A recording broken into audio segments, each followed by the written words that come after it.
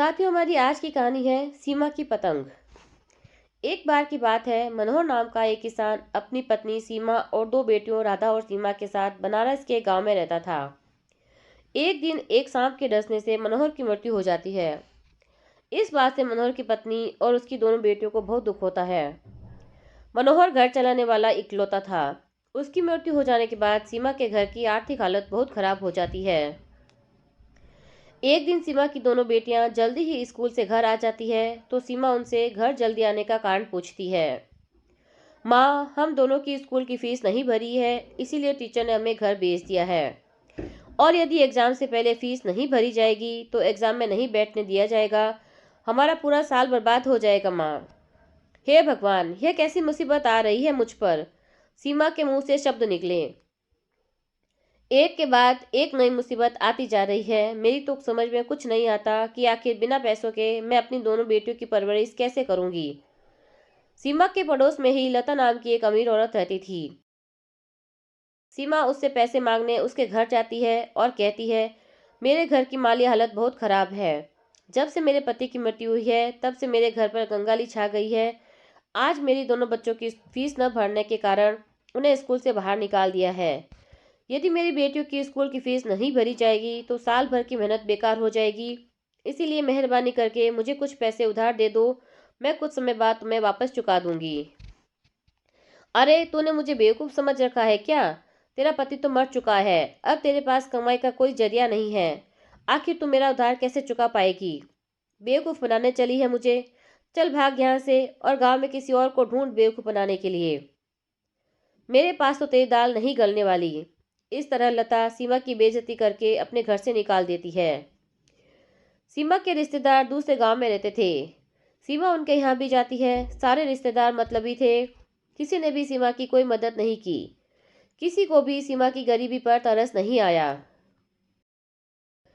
किसी ने सच ही कहा है कि बुरे वक्त में ही अपने और पराये की पहचान होती है। आज मेरा बुरा वक्त चल रहा है तो मेरे सभी रिश्तेदारों ने मेरे से मुंह मोड़ लिया है। कोई भी मेरी मदद करने के लिए तैयार नहीं है। अपनी किस्मत पर सीमा को बहुत दुख होता है और वह रोती हुई अपने घर जाकर अपनी दोनों बेटियों को सारी बात बता देती है। माँ, जिस तरह से रात के बाद सुबह आती है उसी तरह बुरे समय के बाद अच्छा समय भी आता है। तुम धैर्य रखो। उसकी बड़ी बेटी राधा बोलती है। तभी सीमा की छोटी बेटी रीमा भी बोलती है कि हाँ माँ, दीदी बिल्कुल ठीक कह रही है।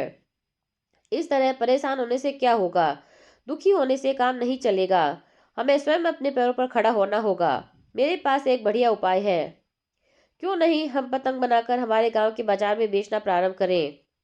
इससे हमारा गुजारा तो हो ही जाएगा। अपनी बेटी की इस तरह की बात सुनकर शारदा को हिम्मत हुई। इस उम्र में अपनी बेटियों की इतनी समझदार भरी बातें सुनकर सीमा को बहुत खुशी होती है और उसे हिम्मत भी होती है और वह अपनी दोनों बेटियों को अपने गले से लगा लेती है।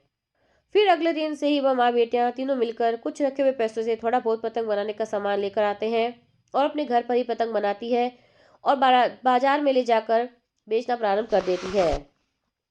उसी दिन शाम तक पतंग बेचने से सीमा को 200 रुपए की कमाई भी हो जाती है। इतने समय में वहां दो पुलिस वाले आकर खड़े हो जाते हैं और वो सीमा को बोलते हैं, लगता है तूने आज ही दुकान खोली है। तुम्हारा आज पहला दिन है तो मैं अपने नियम तुम्हें बता देता हूँ। यहाँ पर दुकान लगाने के प्रतिदिन तुम्हें 100 रुपए मुझे देना होगा, अन्यथा मैं तुम्हें यहाँ दुकान नहीं लगाने दूंगा और मैं तुम्हारी दुकान में आग लगाकर तुम्हारे सारे सामान के साथ साथ तुम्हें तुम्हारी बेटियों सही जला दूंगा। सीमा इस सब से घबरा गई और बोली, नहीं नहीं साहब, मुझ गरीब पर ऐसा जुल्म मत करना, यह लीजिए आपके पैसे। इतना कहकर सीमा उस पुलिस वाले को 100 रुपए दे देती है। माँ, इस तरह से तो हम कुछ नहीं कमा पाएंगे। हमारी आधी कमाई तो ये पुलिस वाला ही ले गया है। क्या करे बेटी, यह दुनिया ऐसे ही बुरे लोगों से भरी पड़ी है। आपकी मदद करने कोई नहीं आता लेकिन आपकी कमाई का हिस्सा लेने वाले सभी आ जाते हैं। सब लोग सिर्फ अपना फायदा सोचते हैं। किसी दूसरे की परेशानी से किसी को नजर नहीं आती।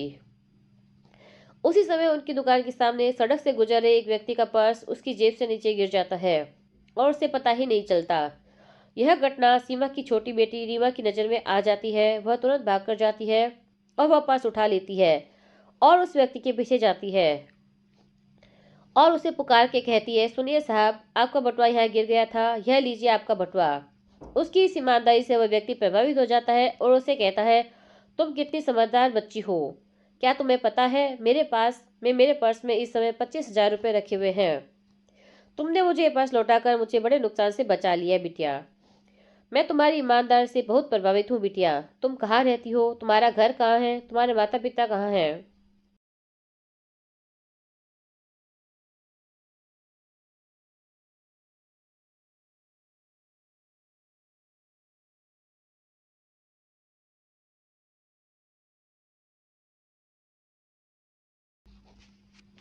वहां पर पहुंचकर वह व्यक्ति उसकी दुकान देखता है कि यह तो पतंग की दुकान है। तो वह उस बच्ची की माँ से कहता है, देखो बहन, तुम्हारी पतंग की दुकान है और मैं इस शहर का पतंग का बहुत बड़ा व्यापारी हूँ।